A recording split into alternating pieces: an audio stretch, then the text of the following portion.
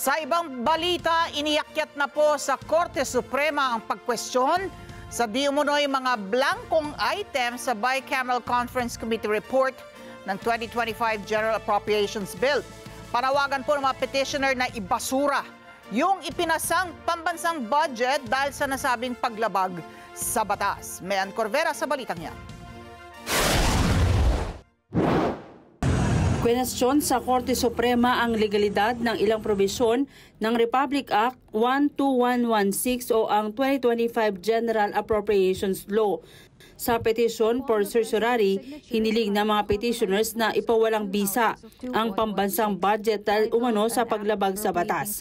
Partikular nilang kinukwestiyon ang blankong bahagi ng bicameral report ng Senado at Kamara na nagkakahalaga ng daan-daang bilyong piso. Isa na rito ang pondo ng Department of Agriculture na may blanko umanong espasyo.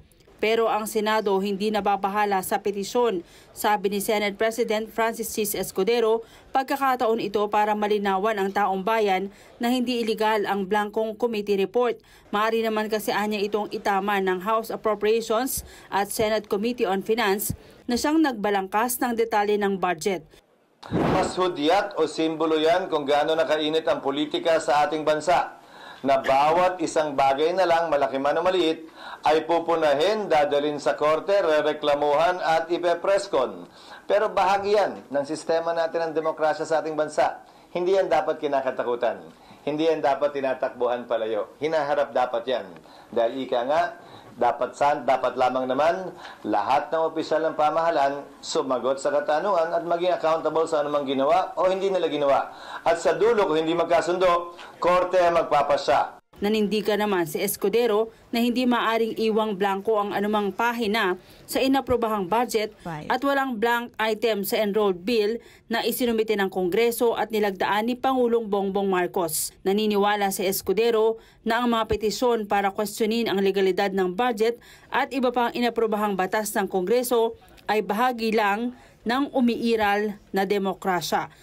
Kakaiba sa journal, sa pinagdebatihan, yan ang katumbas ng Bicameral Conference Committee report sa mas simpleng mga batas.